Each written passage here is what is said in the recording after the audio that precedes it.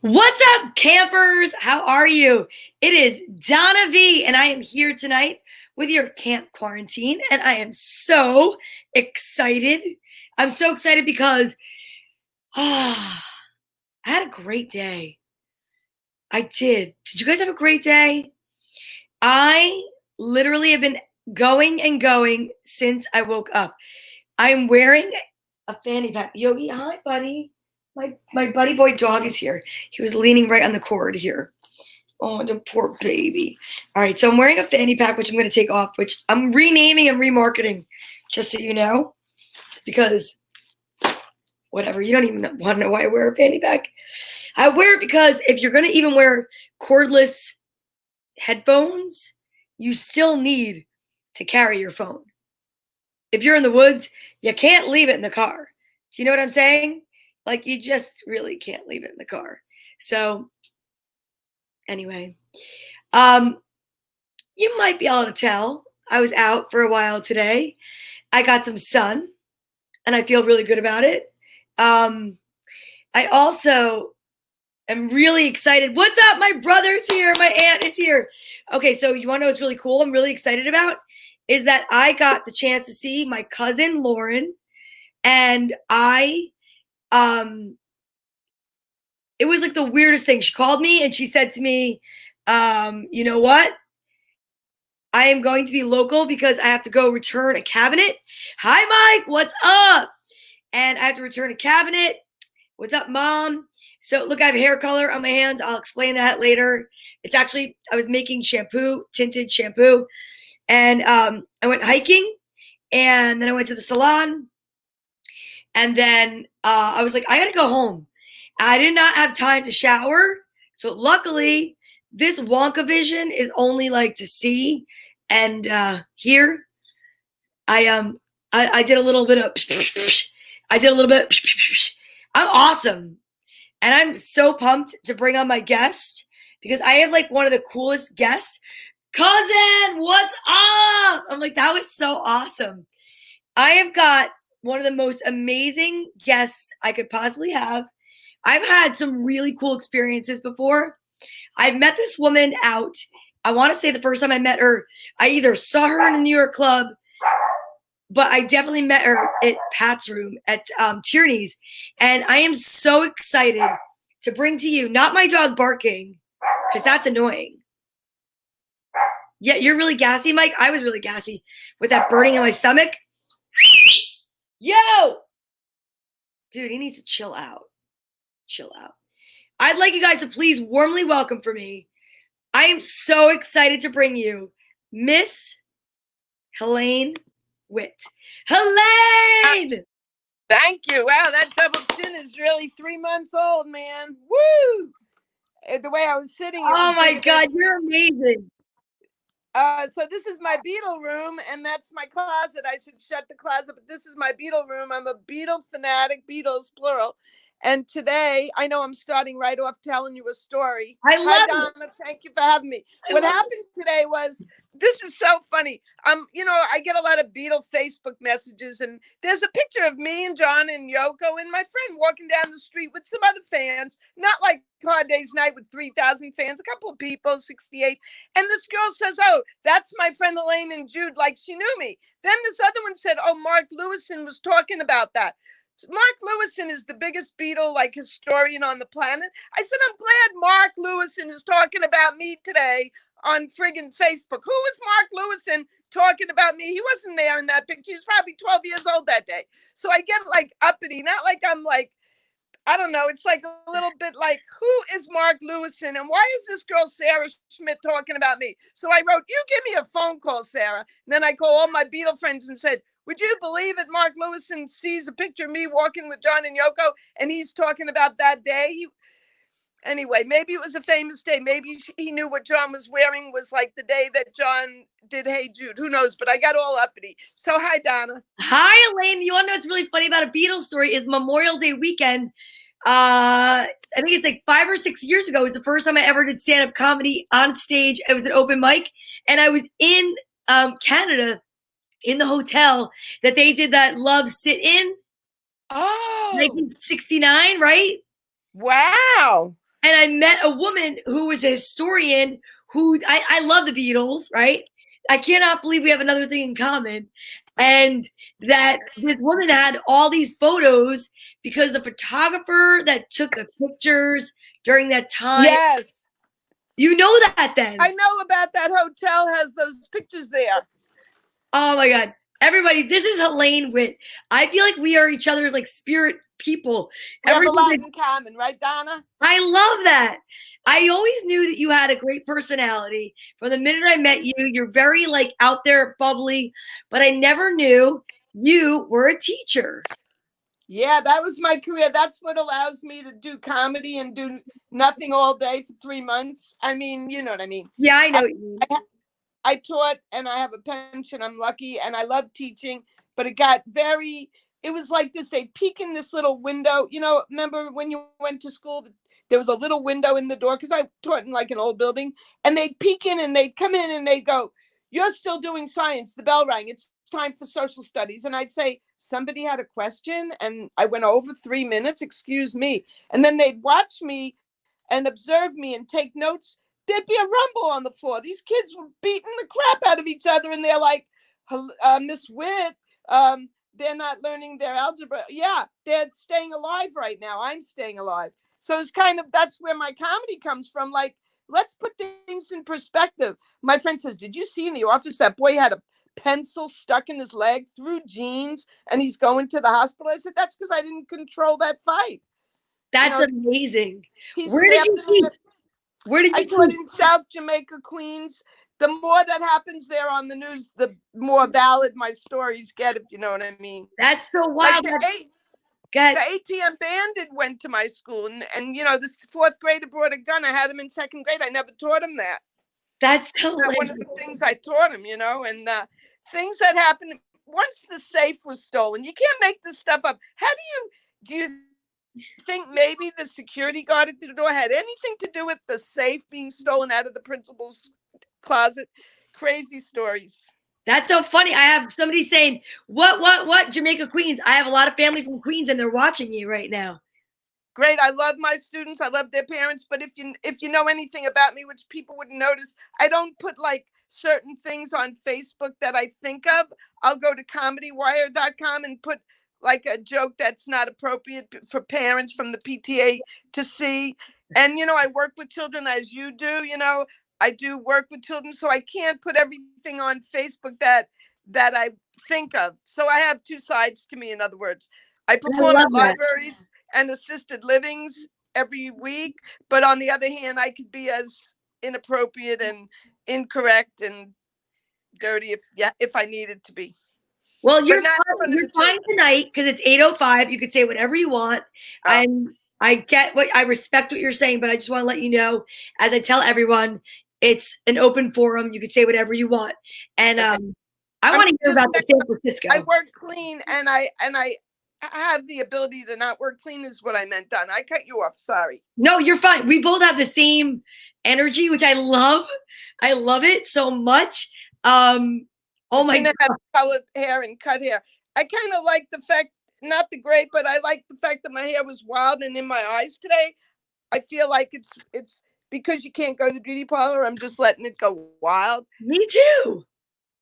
Your hair is on cute little pony. You call that wild? Well, for me, because normally it's like a pixie, it's short, it's blonde. And now it's like my kids are like, bleach your hair or you look ridiculous. I'm like, I'm keeping it like this. I don't care. You look precious. You're adorable. When I met you, I thought you were so cute. I met you through Debbie Baza introduced me to you. One of my best friends. Yeah, I love Debbie. So funny too. Oh my God. By the way, Jeff Greenberg says, "What's up? Hello, how are you?" Jeff Greenberg is the fastest rising comic. He's in every show, every chat. I don't know how he can sell insurance. He's there every minute of every day, everywhere we are. There he is. I love him. He's so funny. Wait, I have a couple of questions. First up, I want you to just talk about whatever you want to talk about because I was so fascinated when we spoke on the phone the other day, and that's why I was like, you need to come on and talk to everybody. People need to know you, meet you, and like, I love you. But I need to ask, is that your real last name or did you make that up for comedy?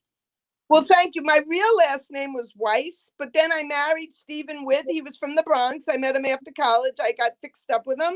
So that was his name. And then, when I was teaching, they'd call me Whitey.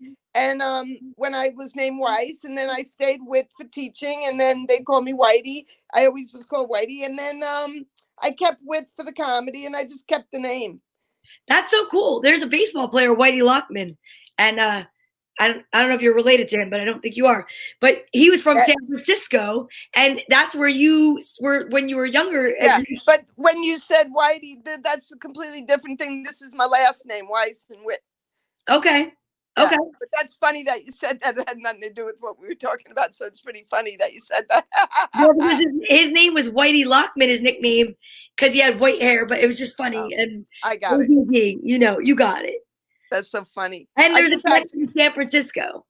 I went to San Francisco when the hippies were wearing flowers in their hair, and I got excess from the New York City school system, and I got divorced from Stephen Witt. So I went to San Francisco because my friends were living there. And a funny thing, well, I don't know if I should tell that story.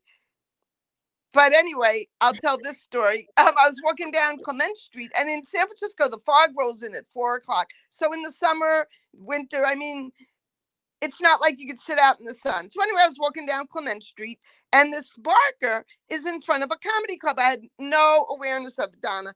And he goes, really quick. For those that don't know what that is, what's a barker in front of a comedy? Yes, I was going to explain it. Oh, sorry. I was going to act it out. Thank you, though. See, she's a responsible reporter. Good for you. Teachable moment. So Barker is someone who goes, comedy, come in the comedy club. Just like that. And he was wearing like a leisure suit, and he's people who know that club and know the history of that club. He was known anyway. Nothing to do with the story. So he says to come in. So I go into the comedy club, and he says, stand on the stage and look around. Comedy was the furthest thing from my mind. Believe me. I was just walking down Clement Street because the fog rolls in at 4:00. It's not like you sit out in the sun. It's like you could just go for a walk. So he ends up selling me his comedy class, his joke writing class, his improv class. And in return, I said I would type. I was a good typist and proofreader. I said I would type his manual, and I'd lend him my vacuum. So I would, when Robin Williams or somebody was coming to the club, he would roll my vacuum down Clement Street from my apartment, and he would vacuum the place. That's funny, right? So I had a volunteer program there, and a lot of famous people started there. And I even sent you a picture of me looking very skinny and young. And I was there doing open mic, and Robin would come in he was doing the trial for John Belushi at the time. So he would drive from the courthouse to his house, and he'd stop at the club, and they'd say like, okay, open micers, Robin's here.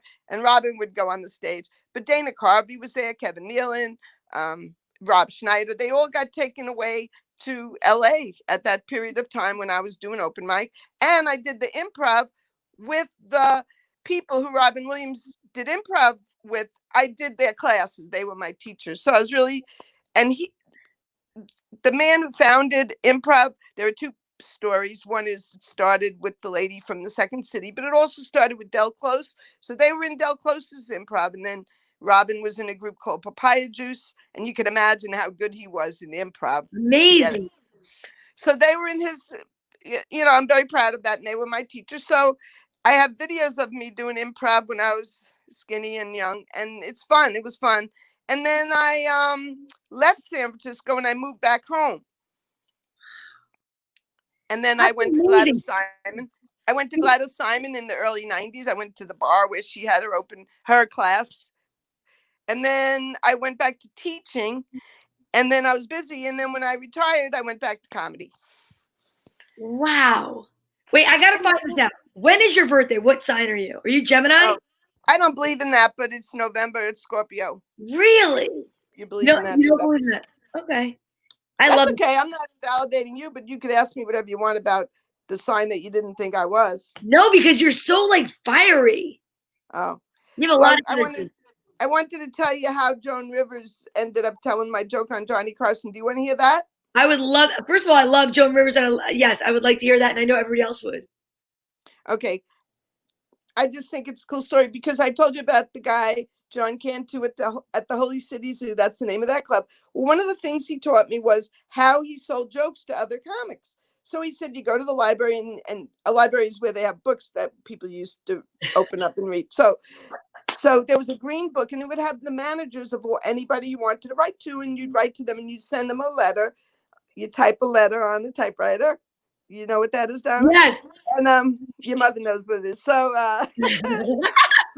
the letter would say, like, what do you need jokes for? Now, Joan Rivers, my friend Bob Reynolds and I used to listen to her album, What Becomes a Legend Most. And we listened to it so much, and we watched her on, she used to host Johnny Carson every night. So we started to channel her. Like everything I thought of was through her mind, like after a while. So when it was time to send the letter and they said, write jokes about Liz Taylor, I was channeling Joan Rivers. I was brainwashing myself to be her, in Yeah. my mind.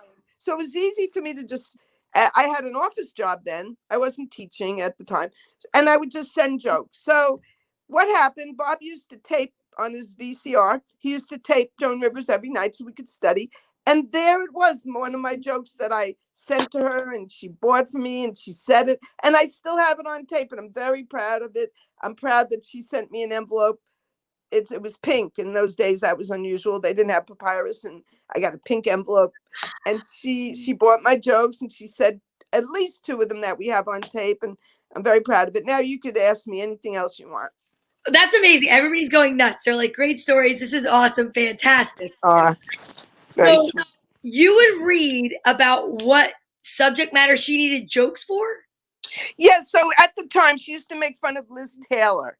So they'd say, write us some jokes. See, Donna, you're pretty young, but your mother might know this. Joan Rivers used to take over for Johnny Carson. So just like Jimmy Fallon, they needed up-to-date jokes every day to Okay. open up the monologue.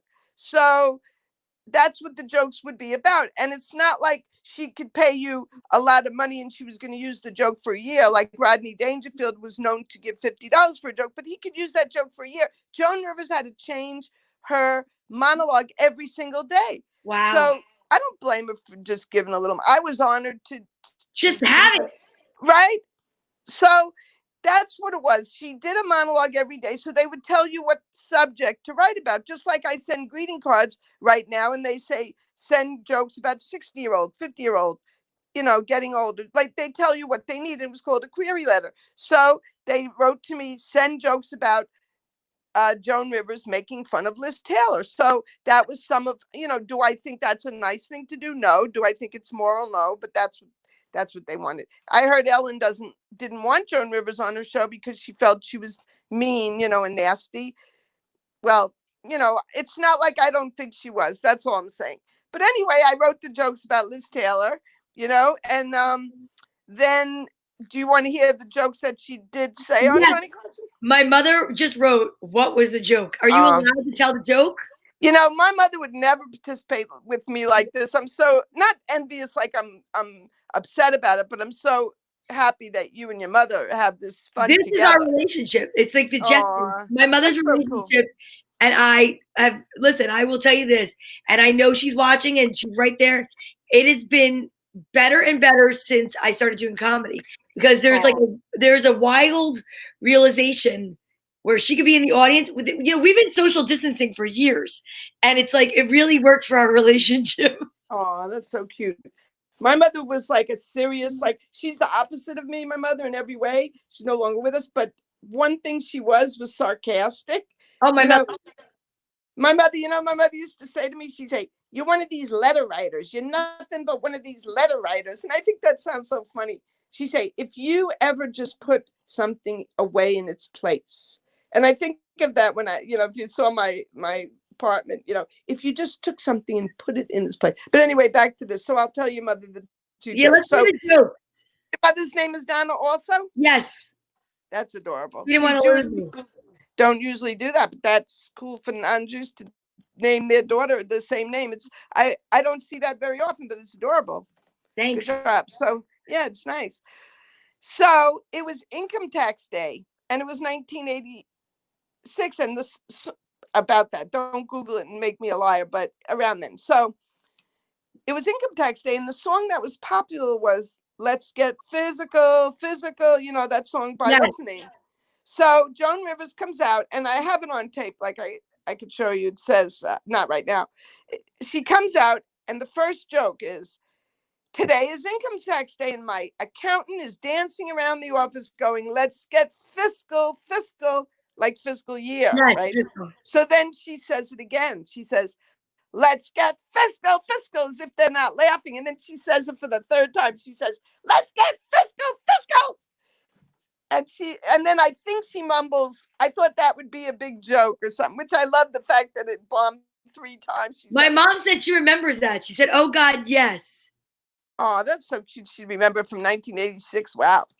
And the other joke, you know, in LA, the marriage statistic is pretty low. Like, people don't stay married. Like, if one for one, they say that. I'm not saying your friend isn't happily married, because the way you made it, statistically, people don't stay married in LA.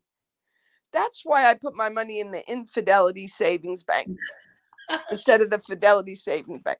Like this guy said to me the other day, he said, I'm in securities. You know, that's his job. I'm in securities. And that right away, I thought of the insecurity. Right. So I make a joke about that. So those are the 2 jokes, at least, that she said on Johnny Carson. And I don't know if she said the others that I sold. And one of them is really, for me, dirty. If you know me, I don't tell dirty jokes too often. And it's a Liz Taylor joke. The more I talk about it, the more curious you're going to get. But I signed a contract. It's like 6 pages long that says, I will never utter these jokes again. But then when she died, I said, uh-oh, her lawyer's still alive. Don't say the joke. Maybe they're in her, you know, those files. They show that cabinet, I like the Dewey know. Decimal System. I wish I had that cabinet. Oh, you're so. You know what, Don? I have a letter. It's hanging in my apartment. It's from her office manager, who was on her reality show, Sabrina, and it says, we found these jokes behind the cabinet when we moved. Sorry for any inconvenience. And, you know, in a way, it's like, that's too bad she didn't see them. But on the other hand, I think it's hysterical, you know. That's hilarious. I have been hanging in the other room. But if I were to take this camera to the other room, you'd see the stuff on the floor where my mother would say, if you just pick that up. What? My mother said, she's dead, you can say it. That's my mother. I'll tell your mother privately, because I'm so, it's embarrassing. It's pretty dirty for me. Maybe I'll say it by the end. Maybe. You know, Donna and your mother, I go on these, a lot of these open mics, and they have guitar players and families singing together. And then they say, and now we're going to have a comedian. And in the middle of my joke, I'll stop and go, I'm not going to tell the rest of that joke, because I saw children in the audience. I know. That's not easy. That is not easy. And because of the fact that you have a teaching background, that's got to be even harder. But, you know, I don't know. So how have you been handling what's going on with the quarantine? What have you been doing to keep yourself busy? I've been writing routines about it. Like, I have a friend, Bruce. He's been sick. He's a comic like us, you know. Well, when I say us, like, we go to open mics and stuff and bringers, and we're in a class together, and we've always been close, and we go over jokes together. So if I wake up with a sniffle, I have this joke called, Bruce, you told me I can't catch it through texting.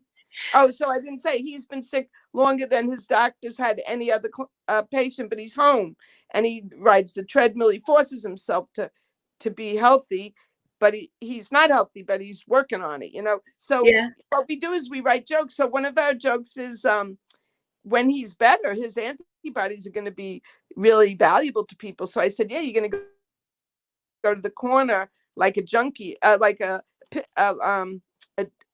dealer, and all the junkies. Yeah, that too. But like a dealer, and all the junkies are going to come and want them. But he turned the joke into his brief. Well, I won't tell his routine, but so that's what I do. I make jokes about the Zoom calls, and I've been writing more jokes than I ever did. If anyone knows me, they know my jokes are like 10 years old. But I've been writing so much new stuff, even about these interview shows, Donna. I know. They're so difficult to do. What? The Zoom comedy is hard to do. The interviewing I find easier. but I made a spoof about the interview and where everything they say is wrong, and then they had the wrong like bio in the hand. They made me into like an, you know, how do you feel being a young?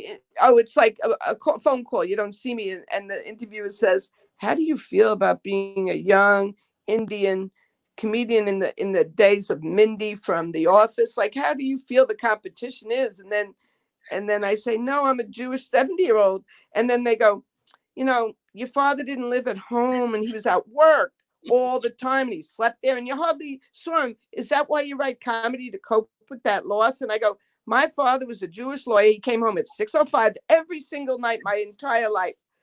I said, so in the end, it's like, do you have me mixed up with Mindy Scaling or whatever her name is, you know? That is so But funny. that's what I just wrote because and the Zoom calls, gosh, you know, you say people are on there without muting themselves. I've been naked. Someone saw me naked in my class that I go to every day because, you know, I just figure I'll turn it the other way. And then they, Helaine, we just saw you.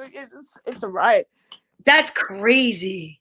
And maybe your mother watches Curb. Does your mother watch Curb Your Enthusiasm? I don't know if she does. I love that show. I have to like really start to watch it again because I have to figure out how to get HBO on my Fire Stick. But yeah. Oh, But you can watch some of the the episodes on YouTube for free. oh, Yeah, you can watch them. and this is why I needed you on my interview for nothing else I except watch for a lot that of things. nugget. Yeah, I watch a lot of things. I'm gonna make a slur like, "Oh, I'm Jewish, so I watch a lot of things for free." But they're on YouTube. It's not just because I'm Jewish. But Donna, Donna. So there's this thing in Curb where Larry David's watching this. He's at a banquet, and this Right? guy has pets, and he screams out, "You!"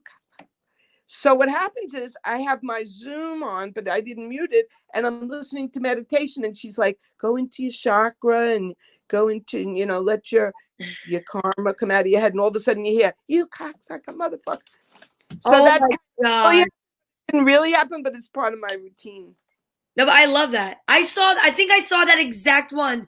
Is it where they're, wait, is it the open air kitchen?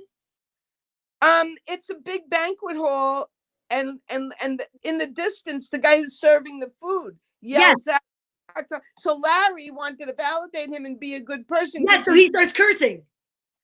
but just when Larry's cursing, I have the Zoom call on, Oh and my it's not God. muted, and I make believe that it's meditation or someone saying, "Oh, during the corona, I lost my family." You know, I made it That's into so funny. and then I have another joke that I go to this temple where the vaudevillian comedians like Jack Benny and Burt Law, really, they founded it. It's right down in Midtown. It's a very cool temple. And the rabbi's like, so I made up this joke. I shouldn't tell you it's a joke, but she says, "May your Nahama bring you nigh." So then later on in the day, I was invited to meditation. She says, "Let your chakra bring you karma through the thread outside the hole in your head, and you'll have peace." So what happened was I got my Nahama mixed up with my Sharma and my Kakra and my Chakra in my Anaya. I got them all mixed up, and then they gave tests. They gave a verbal test on the next week, and I got my Nahama mixed up with my Carmen. You should just squeeze the Charmin. It sounds like you want to squeeze the Charmin. That's what it sounds like. Well, that's why I see that everyone has diplomas on their walls at all these Zoom calls, Donna. My diploma is hanging in the bathroom in case I do run out of toilet paper. Oh my God. Was your mother a hippie? Was your mother a hippie when she was younger? She was a disco girl. She wore wrap dresses and eyeshadow that looks like mine because I put it on to look like I showered, even though I didn't after my hike. And no, she was not. I have purple, but it wore off. I think you look beautiful. Oh, your mother was a disco girl? That's so cute. She had a disco whistle. When I was a kid, we would go when we had nowhere else to go. She was a single mom, and her divorcees, because you know the divorcees, they'd all pool their money together, and we'd go to the Ramada Inn on 46 up in Totowa, and they would rent a room so all the kids could swim in the pool, and all the mothers sat in the indoor pool, smoked cigarettes, and listened to the disco band. And like, wow, we raided their pocketbooks for change and went and bought candy out of like the candy machine. That's precious. It really is. And I hated that they all smoked and they would ash and it would get on like the fake grass. So I would always have I would have a bucket filled with water and I would go around after them and like dump the water to like try to clean the grass. This is good for your routine or for your life story. Well, at least I could tell you and not just my therapist. It's a cute story. It's like real, they say comedy should be your real life, specifics. And that's really great. If you told that at Tierney's, that would be funny. You think? All right, maybe I'll ask you how I should properly tell it off a camera. I want to ask you a question. One of the things that I know we discussed was I told you my excitement for reading to the kids, and you were telling me that you love books and that you have an author that was near and dear to your heart that recently passed. Can you tell us about that? I'd love to. His name's Tommy DePaola. That's how we pronounce it. I have his biography. I have dolls. I have an Indian doll that had her own little. She had her own little doll, and she sent it up to the spirit so that rain would come down on her people because he wrote that story about her. Yeah, it's a really great story. So his name was Tommy DePaola, and he just died. He was only 80. And my family and I went to New Hampshire to the library that that has his books, and his house is right near the library, like a little groupie. We went up to where he lives. We drove by his block. We went to the library. And another time I went to hear him speak, and I flashed my camera in his eye, which was horrible. I didn't mean it, but we used to take flash. Yeah. And his family was there, and people in his family were from his books, like his sister Maureen and his brother-in-law is Big Tom in his books, a big clunky guy. And Stregonona, he wrote in an interview, Stregonona bought me my swimming pool. You know what I mean? Like Joan Rivers says, Liz Taylor gave me my swimming pool. It's the same idea. Tommy DePaola. One day I was reading a Tommy DePaola book called St. Patrick in my New York City school class.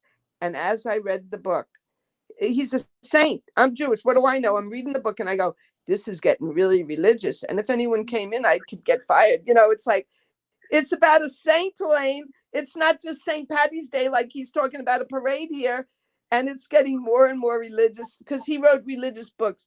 And I have a collection of his books from eBay and from garage sales. And I have a shelf and I have a picture with him. Like I said, I went to see him, and I have a T-shirt of one of his books. And I want to donate the collection to that library up there, or to New York City. Like they might have all the books. They might just need some. And also, he used to sell his artwork at an art place in New Jersey, an exhibit. I didn't know that. I read his book to the kids, and a friend of mine loaned it to me, and she said, put yarn in a pot so that you could and reenact that pasta scene. Oh, that's so cute. And that's what I did. And that was so cool. So I had no idea that's a local author. Well, he's not local. It's in New Hampshire. Okay. Yeah. He has a house, and he has artwork, and he's very religious. He was going to be a priest, and but that's cute to take Stregonona. The spaghetti took over the town, right? Yes. Like a witch. And then there are other books about Stregonona, and his books are all about his childhood. And I'm going to tell you two things that'll interest you and your people. Yeah, let me know. He wrote a book back in the day called Oliver Button is a Sissy, about a boy who wasn't macho, a boy who didn't like football, but he liked to dance and sing, which was Tommy DePaola himself. And it was ahead of its time. Wow. Oliver Button is a Sissy. Never heard of that, but that's an amazing story. And it was about him? Yeah, it's really about him. Yes. And he didn't come out and say that, he's a children's author. So he didn't tell people that he was gay till later on. Wow. Yeah. And then the other thing I wanted to say about his books. Oh, my friend read to her daughter, Nana upstairs, Nana downstairs. Is your mother Italian? Yeah, her name is Nana. Yeah. She's Nana to my kids. Nana upstairs was like the great grandmother. Nana downstairs was the grandma, and they lived in the house. Well, they died in the book or something. And it was a very real book. And Tommy DePaola was ahead of his time to write real stories. And my friend was spooked by the book when her mother read it to her. See, my friend's daughter's now my friend, and she was spooked when she heard the story because Nana upstairs, Nana downstairs, her grandma lived in the house, and she was afraid she was going to die. Wow. So Tommy wrote real books. They're not all scary, but he wrote about saints, and but he also wrote about his own life and his childhood. And I just got into it, and then I went to see him, and at Pratt Institute, he got like an honorary degree, and they said I could go there. And that's so cool. Now I want to look him up and look up his other, I want to look up his entire body of work, because honestly, have you ever thought about reading to the kids online the stories that you love? I know we kind of talked about it. Yeah, I should, because it's a little selfish that I'm not. I did offer Debbie Baza if her daughter ever wanted me to read to her little grandson, I could, and even my own grandnephew I could read to, and I haven't done that. I have some kids next door. I hardly ever go outside because we're not supposed to. So today I went outside and I said to these little girls, they were playing, and remind me when I was like 11 or 12, and I said, "How old are you girls?" And they said their age. I didn't hear it so well. They said like 11. I said, wow, I feel like a kid like that myself. It was cute. They're at that age where you dance a little and you have a little pocketbook over your shoulder. It was cute. Yeah. But I haven't been out, and someone's like, wow, people, they're playing outside. Like, I feel like a Martian. Doesn't feel like that? I was walking today. I went on a hike, and I actually went social distancing with some friends, and it's like you saw other people. I'm noticing this weird phenomenon that, like, I carry a mask. I mean, like, there's probably a mask somewhere up here, but I have a mask with me all the time.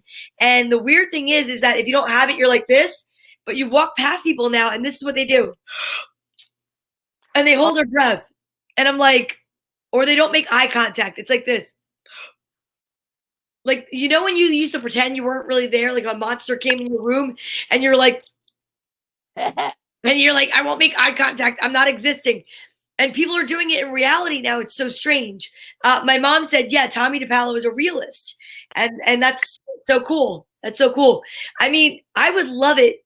I mean, if you would read, why don't you think about reading each individual story, record it, and then like you could send it to whoever you want. Should think about it before you donate the whole entire collection. Yeah, there are so many. I wanted to say something about walking down the street. You don't know where I live. I live in an 8.8 miles from the epicenter, from Elmhurst Hospital, but I live in an Asian neighborhood. So when I walk down the street, I think the person just, ate a bat. I'm right away. I'm not saying that really. I think it's funny. Like, I don't say hello to people as it is, but now I'm like, oh my God, you're a person. I have to look away. I'm like, I can relate to what you're saying instead of just nodding. We're both wearing a mask. We could be human here. I'm like, oh no, another person. And when I go to the supermarket, like, oh my God, they're not wearing a glove. They hand you, I have to buy greeting cards because someone like dies or gets engaged, and same thing. They don't have, and I had been buying cards and they don't have a glove on. And I said, you don't have a glove on. Don't give me that paper bag, from the card. And then he said, ma'am, we wash our hands between customers. But I said, I'm usually not like this, but I am like it now. So you asked how I'm doing. One day I think I could be dead. I told my brother I have to tell him where my will is. And there's papers on the floor. And if my brother has to find me dead, this is one of my jokes. If my brother finds me dead and the papers are all over the floor, which he picks on me about, I won't mind. But if I'm sick in bed and he has to walk from the steps to the bedroom and say, Helaine, your papers are still on the floor. I had to come from Massachusetts only to find your papers on the floor. I'd rather die from the virus than have my brother say that to me. You know what? That's one of my jokes, but it's true. Why don't I think it's very funny. And, I had a friend of mine. I don't even know if I should say this out loud, but I know what you mean. There's things that you have in your house that when you realize that something could happen to you, you reevaluate your life. And I'm like, ooh, maybe I should just tell my mom I smoke pot before she finds it. You know what I'm saying? Like, it's like one of those things where it's like, oh my God. If you die from the virus, then if your mother finds it, it's not as bad as if you're laying in bed still conscious. Exactly. I agree. My cousin said, woo, Flushing. So I'm guessing you're in Flushing. Yeah, I live in Bayside. It's, that's another inspiring story. There's a co-op where I live. It's called a garden apartment. They have those in New Yeah. Jersey. Well, my father's siblings, he had 9 siblings. And after the war, this place where I live was built for the veterans who came home from the war, for the Army men and Navy men. And it's a co-op where they could live and settle in with their family. And I bought mine, or I was lucky that my parents helped me out, and I live here where my aunt and uncle used to live. So like when I do the gardening, which I don't do often, those rocks might have been my uncle's rocks. And Wow. I live in a Veterans Memorial Garden apartment from 70 years ago. It's not like it's antiquated, and I don't know what my point was, but it's inspiring. It is. My aunt is in Belrose. I have family. Oh, that's very close. My friends live in Belrose. See? This is amazing. Now we know we should have, when life gets back to normal and we have to do a fundraiser over at the Knights of Columbus, she could do a not as dirty set, wink wink, because she's right there, Aunt Cecilia. We'll pay Aunt you. Cecilia, what street does she live on? My friends live near the church, the Catholic church. She's on, isn't it like 88th 8th Ave or something? My friend lives there, down from the post office. Yeah, that's where my friend lives. That's so funny. My cousin's like, hey, I'm in Forest Hills. Hi, neighbor. Hi. Boy, you have a lot of people listening to your show. You like having a show. That's great. Everyone has a show. I love it. St. Greg's, is that what church? Yeah, I think so. Come on. This is the craziest thing, Helaine. That my aunt and my cousin do theater there. They do at St. Gregory's? Yeah. Wow. Wow. My friend lives, she's a nurse and she delivered babies for 25 years and she lives on 88th. And my friend bought a house at 88th and I helped them out, They do things for me and I help them out buying a house. Oh my God, that's so wild. Did they ever go to the nail salon on Commonwealth? Ask them. Well, my cousin graduated from St. Greg's. Oh. Wow, this is such a bug out. See, nothing is an accident. I think everything happens for a reason. I believe that. My aunt says she's 88th Drive between 249th Street and Commonwealth. Wow. Well, my friend lives down from the post office and down from the post office near the street to St. Gregory's. Like, if you go down from St. Gregory's 1 block, and she lives right there. That's so wild. You know why it's funny, Donna? Because the neighborhood changed and there's very few of us left living there. That's not a racial thing to say. No. A lot of the people go to the other church, which is a Buddhist or Hindi church. Okay. I have a joke about my neighborhood, Donna. I'll say it. I want to hear it. And Jeff Greenberg wants to know if you eat virtual babka. Babka? Yeah, Jeff Greenberg says, when you eat the virtual babka. Oh. I don't know why. Babka? I don't know. I'm from Elmont. I like devil dogs when I lived in Elmont when I was little. I love that. Yeah. What I want to say, Debbie eats so beautifully and she eats so purely, and I'm like trying to be like that. So devil dogs is right now a no for me. But what I want to say is, I forgot. It was humorous, but in my neighborhood there aren't Jewish people because the Jewish people, like, they don't live here anymore because they got old and moved to Florida, and the new people are Asian, as I said. So I have a joke that, how you would walk through your neighborhood and go Merry Christmas, around Christmas time. So my joke is, the people in my neighborhood don't celebrate Christmas. So I just say, when I see somebody December 25th, I just say, get off my lawn. Or get your dog off my lawn. We're not allowed to have dogs in my co-op. So I say, get your dog off my lawn. Instead of Merry Christmas. I love that. I mean, I look down as it is, and now with the mask, it's like I have a good excuse to look down. But today I said, why don't you be friendly to people? They opened the front door of CVS instead of just the back. Why don't you just smile through your mask and be decent to people? Exactly. My aunt is laughing her ass off right now. She's like loving everything you're saying. Is she gonna come to that restaurant to see the show someday? Yes, you may have even met her. I don't know because I know you were on the show Brookdale Tavern. I So felt bad my friends didn't come. One's a minister, female minister. She didn't show, and I had no friends there. But you filled the place up beautifully. and you entertained everybody beautifully. It was so much fun. Thank you. I have so much fun with you. What else is it? So what do you think is the future of comedy right now? What are your thoughts? You've seen a lot of comedy, right? I mean, Well, I'll tell you one thing. I am in a class on Long Island, and I perform on Long Island as well as New Jersey. And the teacher for the class has bought us each a microphone of our own. So I don't know how they're going to do the microphone part. And as far as the clubs in Manhattan, I mean, I've been emceeing upstairs at Broadway.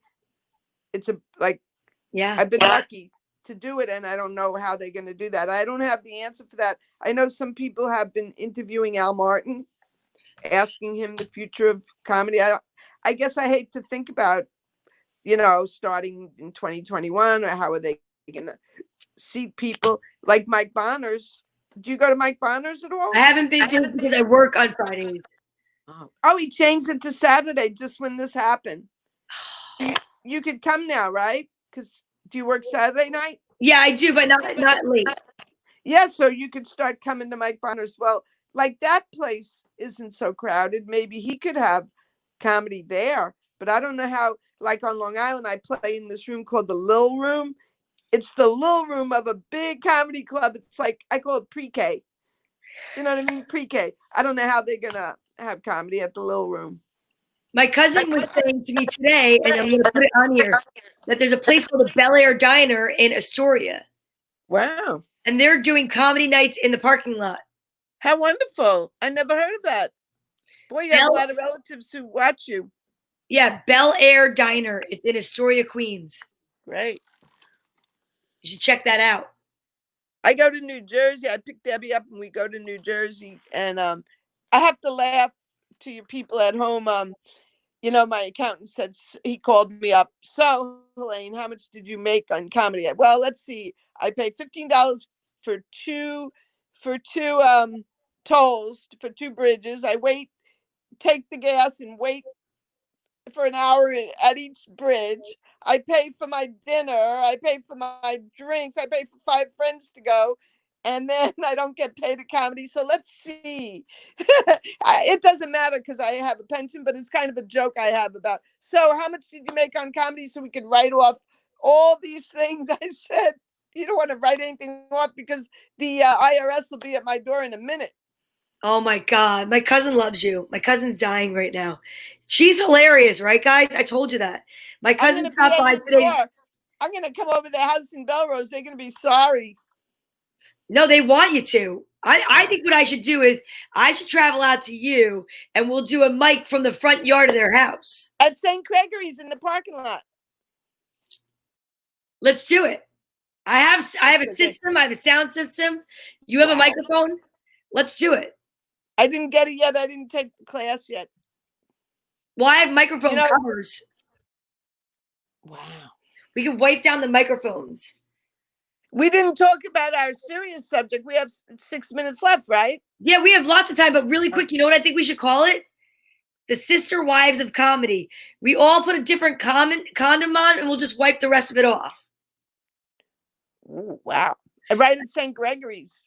Right. I have a priest friend, Donna, he tells jokes. He puts on talent shows. He works at Our Lady of Lourdes, I call it. It's Our Lady of Lourdes. Your cousin knows where that is, at Springfield and Jamaica Avenue. He's a priest there, and he's very funny. And I met him because he put on a talent show, and he tells funny stories about people pick him up like he was on vacation. And this lady said to him, wasn't wearing his collar. So she said, hey, you want to come over to my place? My son isn't home tonight. So he said, I can't. She goes, why, are you married? He said, I'm a priest. And then this other guy called, and he's telling us these stories. He's young, he's so cool. And this other guy calls him up. He goes, Father, I have to tell you something. He said, yes. He said, I'm from Brooklyn. He said, okay, what you have to tell me? He said, I think you're cute. So like here he is, a priest. He's young, but he's like emceeing the show. And the other day, this is serious. So many people died in his parish at Our Lady of Lourdes that I just felt like going over there and giving him some money just for him. I said, Father, this is just for you. I want you to have this. I want you to go buy yourself something, because when you got that collar, you didn't know that you were going to have to do this many funerals. I just felt for him. And he still has a sense of humor, Donnie. Guess what he said? Someone came to him and said, where can I get a haircut? You know what he said? The funeral parlor, but I don't think you want to go there. Oh my God. And Are I you, said, wait, Father, are you allowed to say his name? My aunt said. yeah, no. His name is Father Longalong. He put it on Facebook. He's a doll. You could friend him. His name is Patrick Longalong. Longalong. He's a Long along. doll. Longalong. He's Filipino. And when I went to see him the other day, you know what he was, I'm going to this church that has 14 different doors, and he comes out in like Bermuda blue shorts and one of those like frilly shirts that the Yeah. men who play flamenco wear. And he comes out, and I said, Father, I licked the envelope. I'm talking about the Yeah. coronavirus. I'm not talking about anything else. I said, I licked the envelope and I don't want you to. So I opened the envelope and I handed him the check, because I just want could you imagine what a man he is to sustain all this and then still have a sense of humor like that? Yeah. My aunt said Honest. he sings with a Filipino choir at that church and he's very sweet. Oh, she knows him, Patrick. And you know what, Auntie? You know what he has on his Facebook? A picture of himself with a wine, a little like a cocktail glass, and it says Shalom or L'chaim or something. He's right. Once I took him across Northern Boulevard, and he's wearing we met for pizza, and he's wearing his collar, and he's walking across Northern Boulevard. I said, "This is not the parting of the sea, Father. You really have to stop at red on Northern Boulevard." I was just making a joke. Oh my And I God. think I kissed him goodbye. I shouldn't have done that, maybe. But then my physical therapist, he says, I said, I'm going to bring a priest by to see you. He goes, Helaine, don't. I haven't been in church in so long. So don't I bring Father along in there. No, don't damn. And then I brought the local TV station, Bayside TV. I brought him in and with his camera, and he says, I'm going to do a reality show here at the physical therapy place. That's not good, I said, because the Kardashians, what if you don't do well in your show? There goes your whole practice. Oh my God. You are a crack up. The physical therapist wanted to do it. And I said, you don't want to do that, because what if your show isn't good? This is serious. You have a practice here. You are cracking me up. The My more aunt, first of all, my family is the dying right now because of the simple fact that my aunt, like I said, sings with that church and she knows who you're talking about. She is laughing her ass off over here. isn't he, darling? And I want to go. I don't go to church that much, given I'm Jewish. I don't even go to synagogue that much. But I want to go and sit there one day. And you know what he told me? He said, I'm worried that the people are being too lax now. Instead of saying like I question my own, he says, pray for this family, this family. So many people. It must have all been there, like all at one time, because so many people perish. Even women who feed them is dead. It's very sad. I know I'm bringing you down, but I want to go sit there. Maybe your aunt could go and I could go too. I'm telling you, guys have got to connect. Yeah. My aunt's going to friend request you. So you're going to get a friend request from Cecilia Vaisels, and that'll be great. But we definitely should go do comedy in that parking lot. Jeff, you could come with me, sit in the back seat. It's not 6 feet. I'll wear a mask. And I'll bring Bruce. And you. And Bruce will tell his Corona jokes that we write for him. He wrote he's sitting in a rocking chair, and his wife said, "You look like the lady, the mother from the Bates Motel." I mean, the guy's been quarantined from his wife for 3 friggin' months, and she's making jokes. And then the doggy groomer comes pulling up in a giant trailer onto his driveway. I thought he was kidding.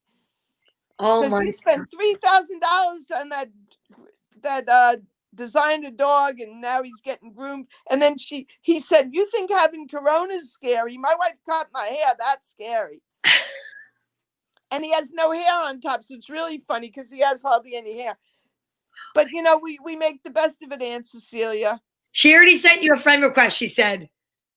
This is so cute. And Donna and I are both interested in transforming children's lives. Let's talk about it. We have time. We have 6 minutes. Yeah, we want to be serious about not being serious, but children are the future, and we're both committed to children not being bullied and having self-confidence and being fearless and breaking through barriers, like trying out for teams and trying out for shows and not being timid and afraid and just disappearing, whatever's in their way, to just go for what they want. Be your own inner hero. I'm telling you, I was talking about it today, Helaine. I was so inspired when you and I spoke the other day.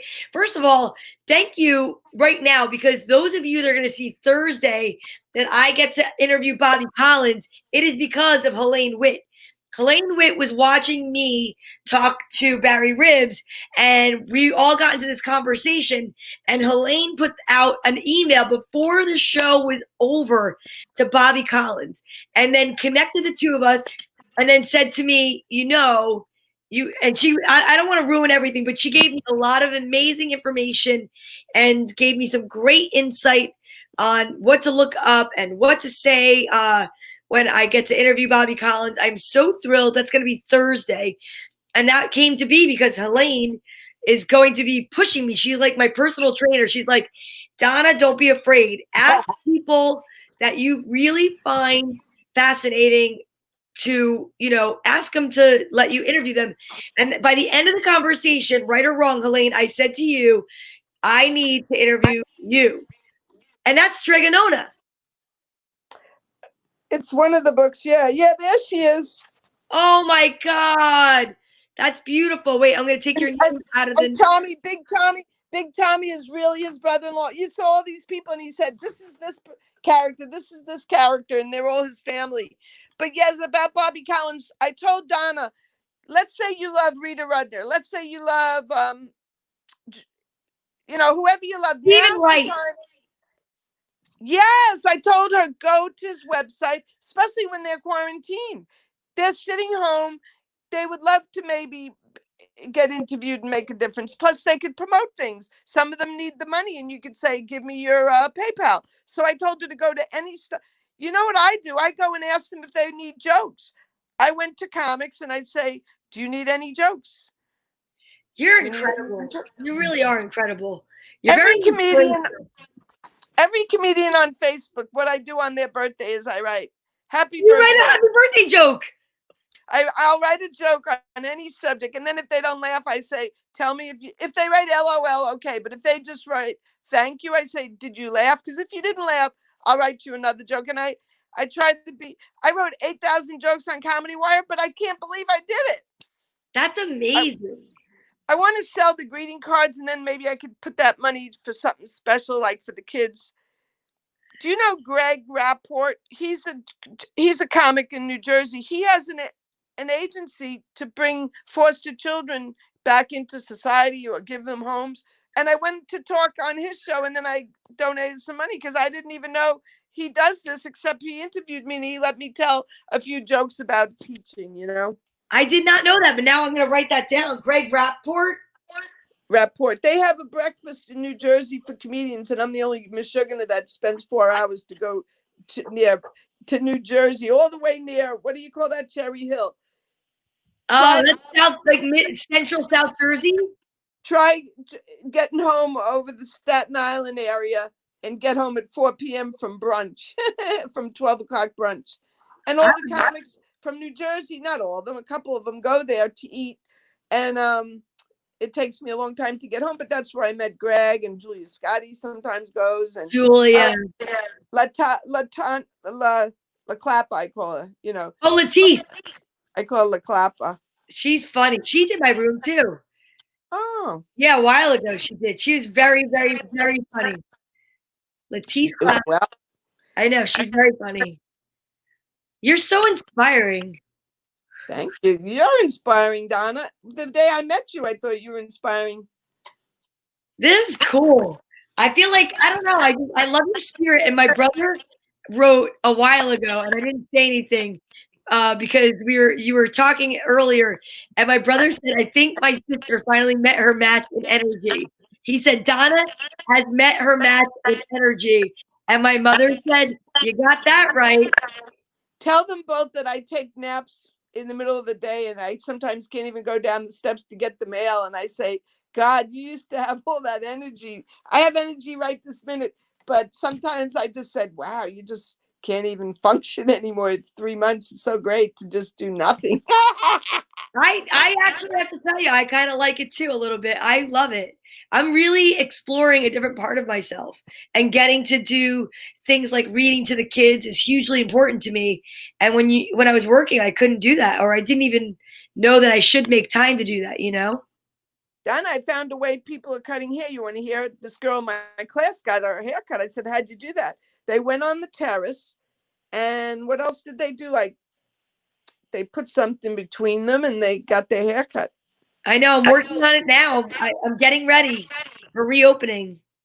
And they wear a mask and I know. it seems like you're able to not work. You're not worried about it like financially, which is good. I mean, I feel like I just don't want to bring any of the negativity in. So I just am trying to, it's like this. It's like this at night, say my prayers, my blessings, and maybe I'll lose 5 pounds because by next month I won't be able to afford to eat. But, right now I'm okay. That's funny. Yeah, a lot of comics have jokes like that. I'm telling you, this is better than Jenny Craig. COVID-19 is better than Jenny Craig. You are funny. But, I'm not making light of it because I know there are people, like my aunt was sick. She was sick with it. My uncle was asymptomatic. And there's a lot of people that, the owner of Brookdale Tavern, he lost his life. And so I definitely don't want people to think I'm making light of it. But we all need to be. Yeah, but we all need to find. That man who welcomed people that night, the man who was there. Yeah. Wow. Yeah. But we all need to just respect the people and, acknowledge that. And on the other hand, we need to keep people happy. It's our job to make people laugh and forget about it for a little while. I like the way you put it. Yeah, because, I have another joke. My brother has some stepchildren and step grandchildren. So I said, Helaine, before you get sick and die, you have to put pictures of those children up too, in case everybody comes over here. So I make sure I put up everybody before I go. I love that. I love that. I think you're hilarious. I appreciate it so much. Your time, your talent, and everything. Is there anything else you want to say? You want to plug anything that you're doing? I'm gonna be in a show with my classmates. This I could just send it to you, this Friday. Oh yeah? Is it open to the public? Yeah, it's free and it's open to the public. And my teacher prides himself on putting on the best kind of, not like arrogant, but he goes to other Zoom shows and he makes sure that you hear the laughter and you see the people, or if there's noise, he'll shut that noise off in the background. And, there's room for 100 people. And he's trying to put on a good show. And he's giving me a special excerpt, which is secret. Yeah. All right. Will you send it to me so I can plug your show? But thank you. Yeah. But I want to thank you, Donna, and your relatives for being so supportive, and the fact that you told me that they like me, and you didn't have to do that. So thank you. And my aunt already friend requested you. That's so cute. I'm like fanatic. I go after people. Tell your aunt I was thrown off. You know why I have 2 Facebooks, everyone?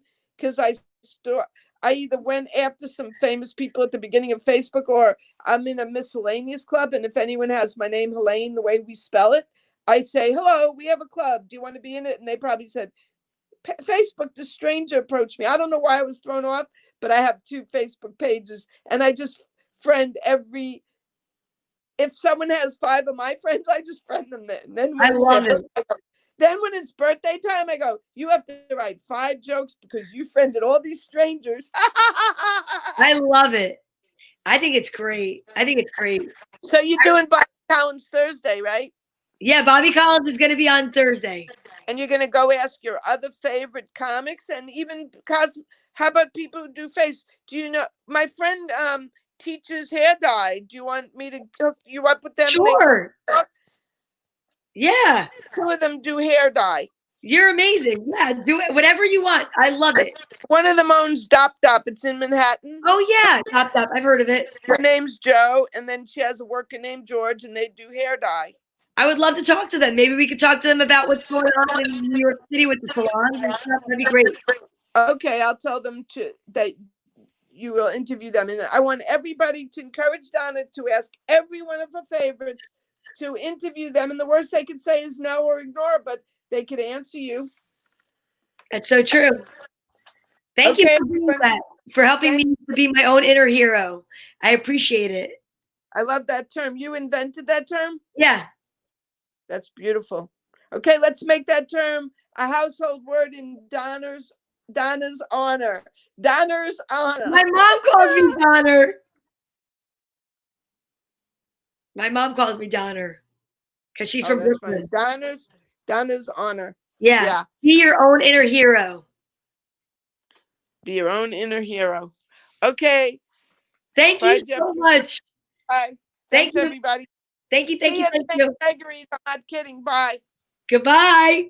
She's so awesome. That was amazing. Oh my God, I love her. My face is hurting from smiling so much. That was Helaine Witt. We met through comedy and we spoke after she totally gave me the hookup to interview Bobby Collins. I could not be more grateful. And as I was talking to her, because she's like a mentor, she was like, oh, I'm going to give you some info. And I'm like, oh, so we started talking about it. And she gave me great advice about, how to properly research so that I can interview him and sound not silly. And I was listening to everything she said about being a teacher and her love of books and the author that wrote Strega Nona. And I was like, Helaine, can't I? Yeah, she did a show at Brookdale Tavern, Mom. She was there with Debbie Baza. And what's really cool was then she told me about how she wrote for Joan Rivers. And I just think that she is like so fascinating. And I said, please, would you be on my show? Like, because I'm kind of shy about asking people. And she said she would. And I was like, this would be perfect. I really hope that she reads the books to, records them before she donates those books to the library. And if she doesn't, I should have said it. And maybe I'll reach out to her and say, I'll read them all. And then you could donate them to the library. Because I think like to have an entire body of work by an author like that would be incredible. But it's her passion. I can't take that from her. But it's her passion, and I think she should do it. And I cannot express to you guys more the reason I'm doing this. I mean, obviously, I love doing silly things like running hangman and games and, bingo and stuff. But the more I'm like really craving and missing comedy and being around my peers and those that have been doing comedy for far longer than me, it's like the same thing as I said to Jeff the other night. We don't get an opportunity to really know each other. When we're in a green room, you really don't get to speak to other people because everybody is so, if you've been doing it a long time, a lot of people are calm, cool, and collected. And I just find myself very often, writing notes like down and like really going through something I want to think about or focusing or what have you. And then when you go up and then you come back, the relief is there and you're like, okay, I could talk to everybody. But then there's the rest of the people behind you that have to still go up and you don't want to interrupt them. And sometimes these rooms are small, like these green rooms are tiny. And you don't really get the opportunity to meet and talk to these to comics. So I was like, oh, I really want to have an opportunity to talk to people. And that's really why I wanted to do it.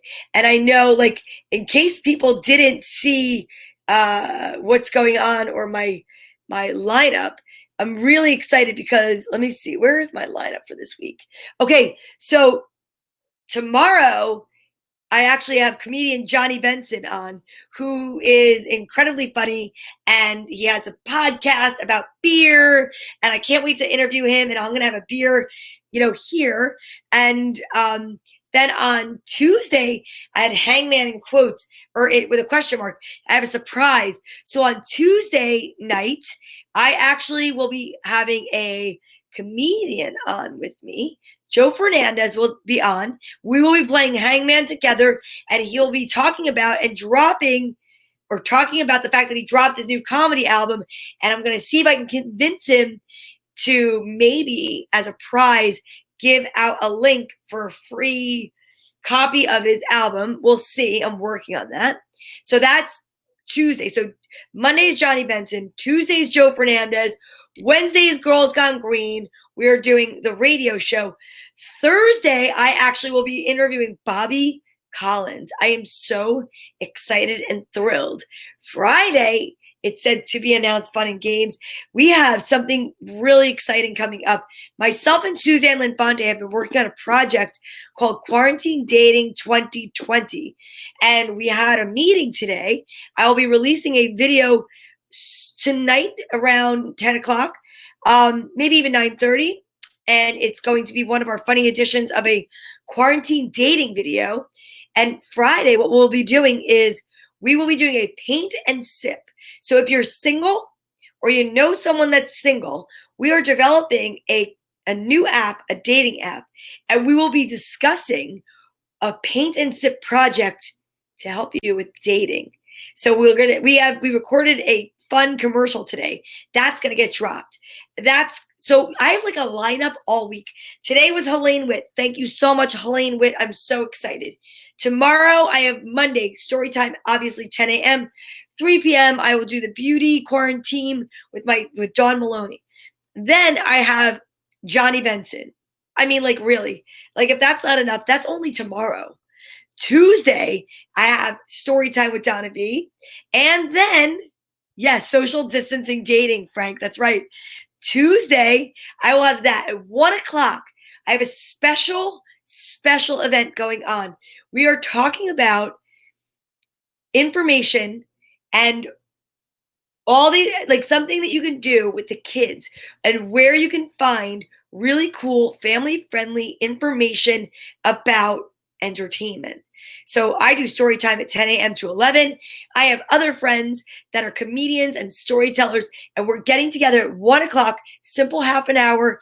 That's going to be myself, Natty Bumpercar, and Michelle Trina. So that's going to be on Tuesday. I'm going to re-announce all these things. I'll probably do a commercial for it. Tuesday night, I have my friend Joe Fernandez is coming on my show. We will be playing Hangman together. I believe that the Hangman subject will actually be one of his favorites, which is food. He's making the puzzles as we speak, and he's going to talk about his comedy album, and he's going to be dropping that like it's hot. And then Wednesday, Girls Gone Green. Thursday, Bobby Collins. Friday, myself and Suzanne Linfante. Honestly, you don't even need to leave your house. I mean, I need to make sure I walk in between to get my blood flow going, because otherwise I'm just sitting here. And, it's the most active sitting I've ever done in my life. Guys, right? Who doesn't love Joe Fernandez? And I'm so happy that you are enjoying meeting all these comics, because what I'm trying to do is making sure that you realize that there's a human side to the comedian, number one. And number two, that when we go back into some form of, being able to be funny and perform in front of audiences, I want you guys to have a hunger and know just who these people are, and that they're home and they're quarantining like you, and we are gearing up because we want to help you, whether it be through fundraising, whether it be through raising your elevation and level of humor, or being your own inner hero for the kids. I am just so excited to do something to help and to be a part of society while we're quarantining. That's really it. So thank you so much for watching. I am so appreciative. I love it. I love you guys. Helaine Witt, thank you again. to Natty Bumpercar, Sean Morton, Jeff Greenberg. I mean, those that have been on already. I have so many more people that I want to get on. Barry Ribs, I love you. And if you've missed any of these, please go check them out. They are on Donna Vee Comedy on my YouTube channel. They're reposted. Watch them again. Friend request your favorite comics. Ask them questions. Root for the home team. I love you. Thank you so much and have a wonderful Sunday night.